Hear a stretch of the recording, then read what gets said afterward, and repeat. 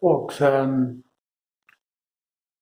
most probably many of you might not have understood my previous video on Kalki's teachings on the wisdom aspect. So I'm going to go slowly in this video. In fact, I'm going to publish several 15 minutes videos the next few days so that you can gain the background. If you don't understand what I'm talking about, there is no use my communicating to you. So please watch these videos and write some comments, things that you don't understand. I will reply, or otherwise, if it is more detailed, I will give another video. The first and foremost is to understand what is Shiva and Shakti. Most of you, the Hindus, will immediately picture the Shiva's statue or picture as a male and the Shakti's picture as a female or a statue female god. This is incorrect. In the olden days, rishis didn't mean this way. They want to communicate something very, very subtle, very secret. So they used this male and female form so that those who are not their disciples will not understand, will not be able to understand what the teacher, the rishis are teaching to their disciples. And only the disciples can understand that. That's why they used some terms, some pictures, so that all those ignorant non-disciples will be misled. So I want to correct this first. I want to tell you exactly what is Shiva and Shakti. Please listen to me. For example, when you are watching a movie, you are the witness. You are witnessing or watching. What is being watched is a movie, right? Now, watcher, the one who is watching, is called Shiva, and the thing that is being watched is Shakti, the energy. Now, in the waking state, that is when you are awake, going to work or school or taking care of the kids, being with the family, working in the garden, or doing any kind of work, or watching various sceneries in the world. There are other people in your world. The trees are there, the sky is there, sun is there, and all the stars are there, and things like that, right? So the one who is seeing all this is you, right? So that is the seer or the witness or the watcher or the observer. You can use any of these terminologies. That one is called Shiva, right? Now, if a female or if a woman watches various things in the world, the woman, though she is a female, is Shiva because she is watching the world. There she is observing the world. She is seeing this world. A thing that is being watched, seen, that is the world around you, is called Shakti. That is the energy. Scientists will say there are various forms of energy. In schools you might have studied all these things, right? electrical energy, mechanical energy, and so on, various kinds of energy. The world that you are around, the trees and everything is called Shakti, the energy. It's very, very important to remember this. Okay, now there are 4 states of existence, 4 states in which people, human beings, can exist. 3 of them you are clearly aware of them, 4th one you are not aware. Let me tell you the first 3. The waking state. In the waking state, the witness, that is you, the Shiva, is awake, seeing various things in the world, performing various activities, choosing either to go to a movie or to be with the family, with the children, etc. Right? But you seem to have some control here. This is important, the ability to make your own decision. You are able to do that. But the world around you has more control than you can, because you may want to be, for example, a great actor or actress, but you may not be able to do it. The world around you will shape you, will make you to go only in certain direction. So in that direction only, you'll be able to go, making your own decisions, of course. For example, you can either study to be an engineer or a doctor or whatever. But there are some controls of this world, that is Shakti. The Shakti has to provide, the energy has to give you the way so that you can go in certain direction. So, in short, the witness, you, the Shiva, has some control. In the world, the energy, the Shakti, has most of the controls. Right?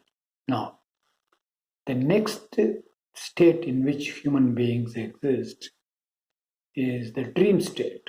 That's what you do when you sleep. In this, you are sleeping.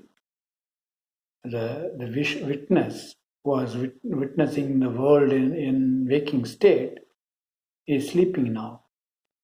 Doesn't have much control, but you are seeing the dream without much power to control it. That's why in some of the dreams you get a bad dream. So even though you may not like it. So what is happening there is the dream, which is a Shakti, which you are watching, you are seeing, has more control than in the waking state. It plays out based on what your mind, what you have stored in your mind, past experiences. If you had a very bad incident in the past, that incident may be coming back in your dream as a bad dream in some way.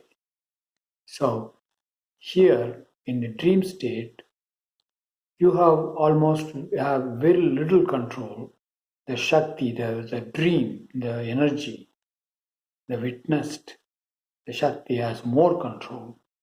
Now, when you are in deep sleep, at that point, you are not dreaming anything. There is no dream. Everything is quiet. You are not seeing anything. There is a witness, but the witness and witnessed, the Shiva and Shakti, are together. This is another important thing that you need to understand. This is what is called Ardhanariswara concept in Hindu tradition. That is, both the female and the male part, that is Shiva and Shakti, are together. When they are together, nothing will be seen. There is no seer, no seen, nothing to be seen, There is nobody seeing it or witnessing it. The Shiva and Shakti are absent. They are together. When they are together, there is an eternal darkness. That's why you don't see anything in the deep sleep. Everything is dark. Now, this is the deep sleep state. Then there is one more very, very important state. It's called in Sanskrit Turia state. Turia literally in English means fourth state. Beyond the waking state, dream state, and the deep sleep state, Turia state is the fourth state. That almost nobody has existed in this world at this point. I went through that experience. I'm aware of and I experienced in the fourth state, Turia state. Before I talk about that, I have to tell you something very important. Those people who have done some yogic exercises or yoga books, they may know it, but normal people may not know it. There is your body. You watch that, right? And there is something inside that body called Sukshma Sarira, that means subtle body, that you cannot see in your normal eye. Right? Now, but yogis can see that. And in that, let me give you a little bit hint about what the yogi sees. For example, you feel you are afraid. All those feelings, including the fear, love, kindness, anger, all those things will be affecting what is called Sukshma Sarira, that is the subtle body inside you. In this subtle body, there are 7 chakras, or the energy centers. The bottommost is one very close to the bottom of the spinal cord, but in the subtle body, Sukshma Sarira. And the 7th one is at the top of the head. Now,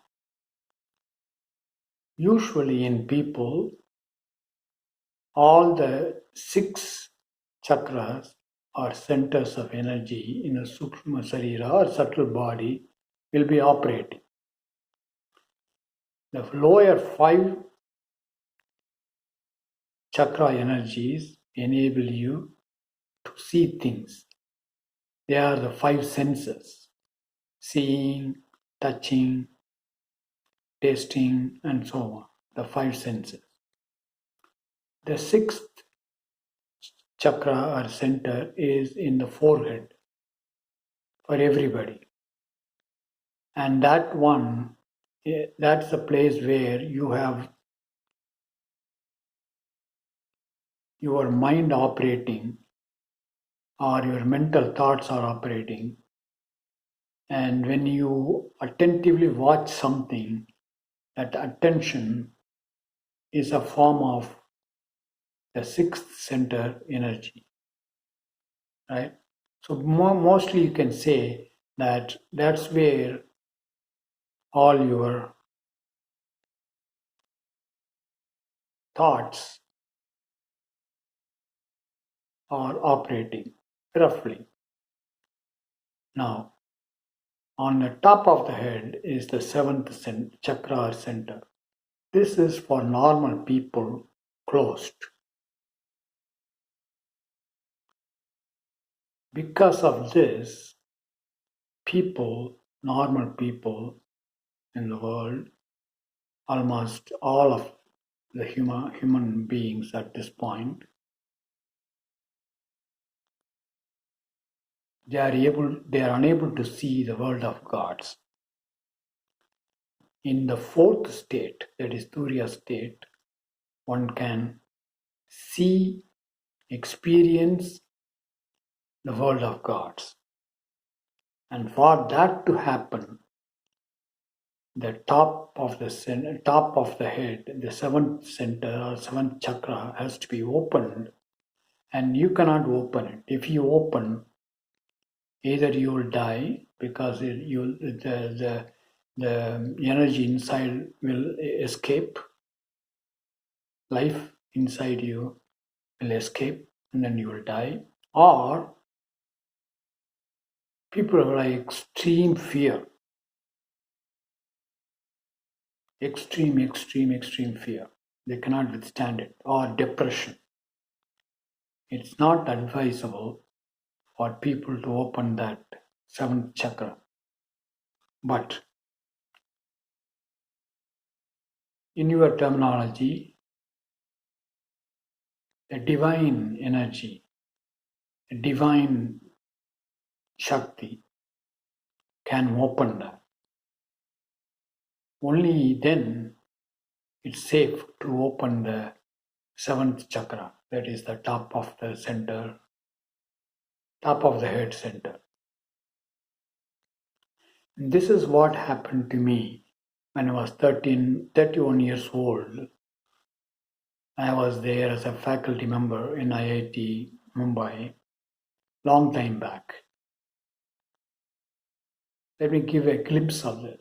You should watch part 1 of my direct experience with the unknown video. I have given the link to that video in the description of this video. Please watch that to get more details.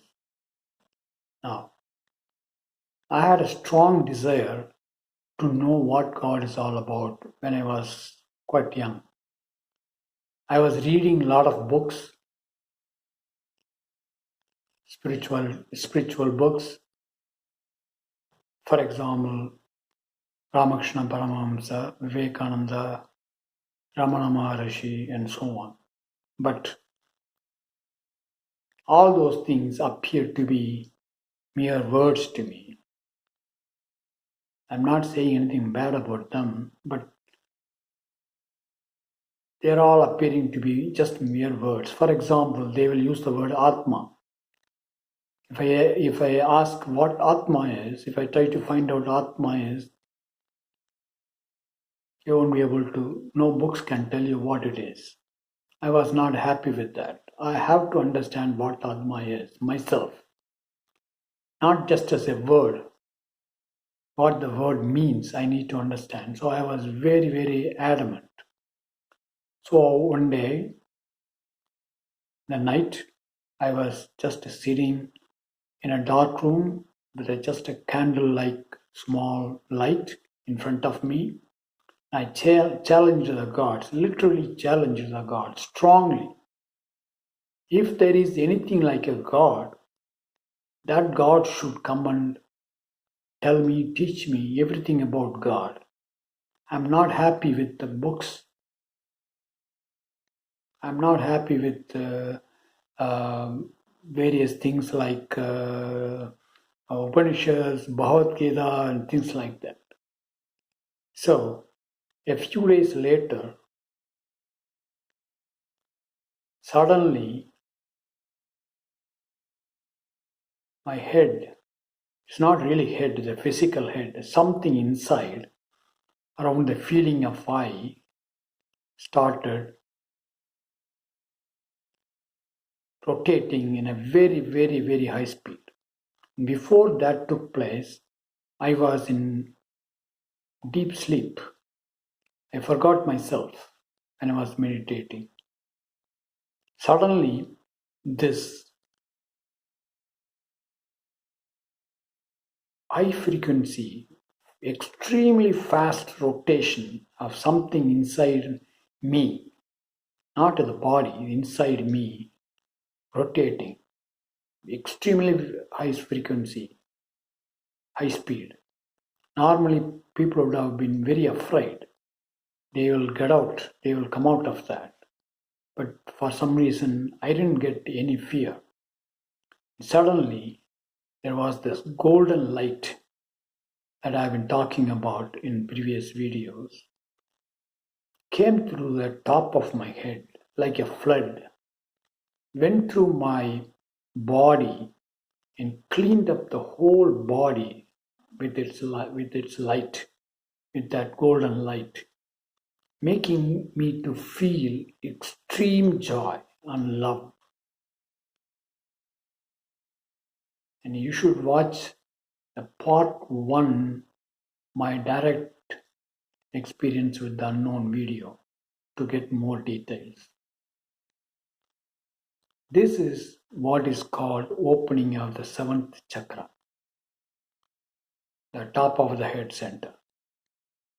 This happened, but not by me. I didn't open it. It happened by some divine energy, which is nothing but this golden light. This is the 4th state. Afterwards, I totally forgot about it. And I had several experiences after I came to United States. Uninvited. I won't be sitting in meditation. It came to me uninvited. Again, you should watch part 2 and part 3 of my direct experience with the unknown videos to get more details. All that I expressed as gods, like Adi Shiva and Adi Shakti, the one with the 3 eyes, etc., etc., everything that I said in the previous video, that is Kalki's teaching, the wisdom aspect, is totally based on my experience in the Turia state, in the 4th state of existence. And most of the prophets, messengers, rishis will see God, for example, Shiva, Shakti, etc., in front of them. I didn't experience the Turia state that way. I experienced it as myself being Adi Shiva, the one Paramashivam in the eternal darkness, everything as a Vishnu, as the Maheshwara. I experienced everything as me. It was on me that Shakti created or placed the 3 eyes that I described in my wisdom aspect video. So that is what I want to talk to you today, folks. In short, I said clearly here what is Shiva and what is Shakti. The witness or the seer is Shiva, and the seen, that the world that the witness is witnessing in the waking state, is Shakti. You have to keep this in mind very, very clearly. Second, I talked to you about the 4 states of human existence. 3, normally every human being goes through, but the 4th one, almost none at this point, except me, has experienced this. Only those who have experienced the Turia state as the eternal Brahman, the eternal Paramashivam, or Parashakti, can is qualified to talk about the world of gods, nobody else. Everybody else will have to read the Upanishads, Bhagavad Gita, or whatever, some books, and then talk about it using their own imagination. The one who has seen this world of gods by first-hand experience only can exactly describe it without any doubt. So that is what I want to communicate to you folks. If you have any comments, please leave as comments. If you have any questions, please leave them as comments. I will respond. Talk to you soon, folks.